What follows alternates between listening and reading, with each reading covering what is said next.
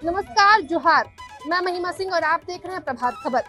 इस वक्त मैं मौजूद हूँ रांची के लालपुर में और आज माँ शारदा, माँ सरस्वती के दिन, इस खास दिन पर हम कुछ कोचिंग सेंटर्स में जाएंगे जहाँ छात्र छात्राएं गवर्नमेंट एग्जाम की तैयारी करते हैं और जानेंगे कि इनकी आज के दिन को लेकर क्या तैयारियां हैं और माँ शारदा से क्या कुछ इनकी मन्नतें हैं, क्या कुछ मांगे हैं।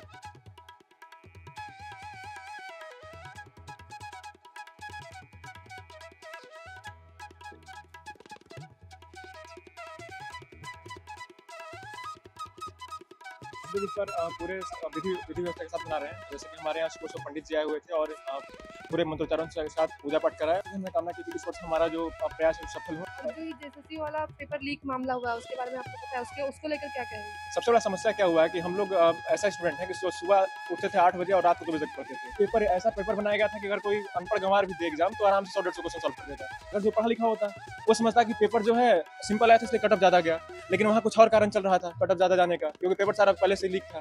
तो ये वहाँ का समस्या। आप लोगों को जानकारी थी पेपर लीक के बारे में पहले से? नहीं, कुछ नहीं। मेरा 2022 में जॉब भी हुआ था और जैसे ही जॉब होने लगा तो मैंने देखा कि वैकेंसी यहाँ आया, नोटिफिकेशन आया था जेएसएससी का।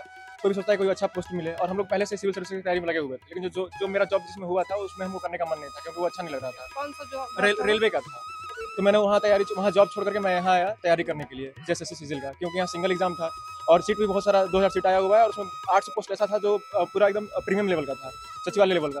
कोई भी सोचता है कि अच्छा पोस्ट मिले और सिलेबस भी बेहद आसान बनाया गया था जो सिलेबस था, तो लोग उसका तैयारी उसमें लग जाता है।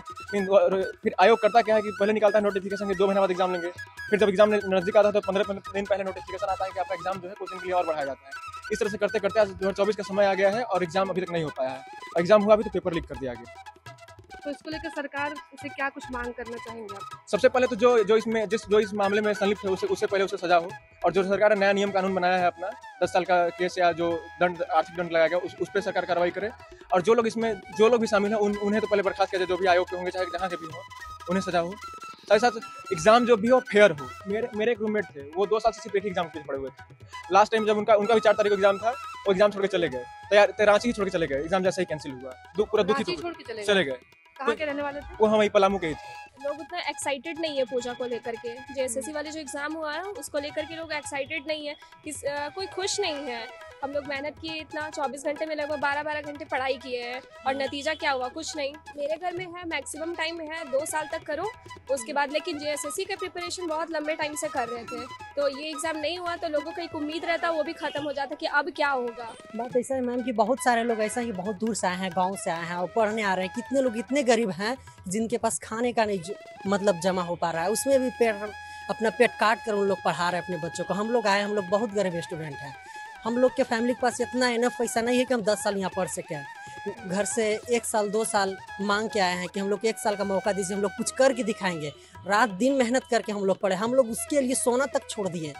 बहुत कोशिश किया मैम, इतना खुशी था कि एक बार एटलीस्ट जेएसएससी एग्ज़ाम लेगा, वो भी सीजीएल का एग्ज़ाम लेगा।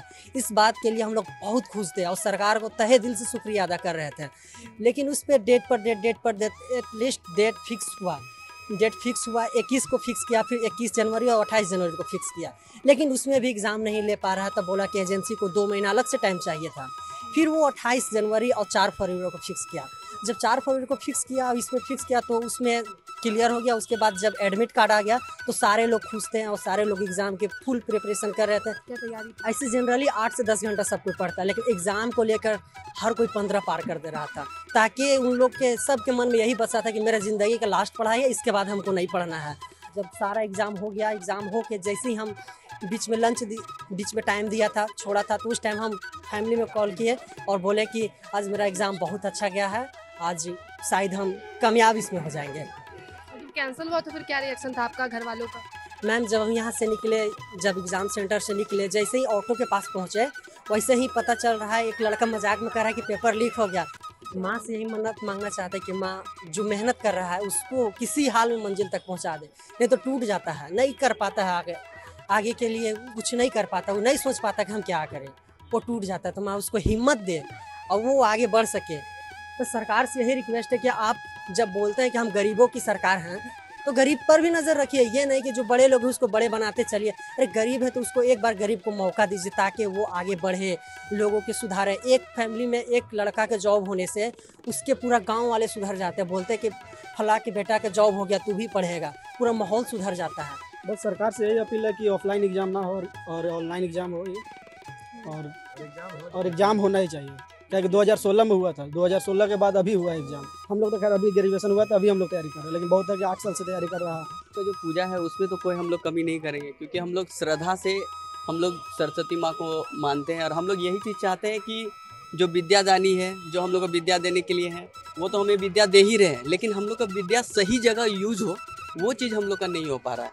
जैसे हम लोग के पास ज्ञान तो है, लेकिन ज्ञान हम लोग कहाँ पे उसको उतारे, वो चीज़ के लिए सरकार एग्ज़ाम लेती थी। अब क्या है कि एग्ज़ाम अभी आप देखिएगा 2016 से लेके उसके बाद से अभी तक कोई रिक्रूटमेंट नहीं हुआ है, जिसकी वजह से क्या है हम लोग का यहाँ पे बेरोज़गारी बढ़ते जा रहा है। बेरोज़गारी बढ़ने के कारण क्या हो रहा है कि बहुत सारा घटना घट रहा है। जैसे आप बोल सकते हैं कि चोरी हो गया, ये सब है। अब गलत लाइन में जाना पक्का हो गया और ऐसा एक समय आ जाएगा कि हम लोग का जो एलिजिबिलिटी है आने वाला समय में हम लोग का क्या होगा कि ख़त्म हो जाएगा, फिर तो हम लोग एग्ज़ाम भर नहीं सकते हैं। तैयारी कर रहे हैं तो माता जी से यही मांग रहे हैं कि परीक्षा हो जाए हम लोग का, और हम लोग उसमें सफल होकर कुछ काम वाम करें। ऐसे मतलब समय बर्बाद करने से तो कुछ होगा नहीं। तो आज मैंने कुछ छात्र छात्राओं से बातचीत की और इन लोगों की यही मांग है मां शारदा से कि झारखंड में जेएसएससी पेपर लीक और कैंसिल का मामला है वो जल्द से जल्द सही हो जाए और इस पर सही कार्रवाई की जाए। शुक्रिया। प्रभातखबर.com, विश्वास वही, रफ्तार नहीं।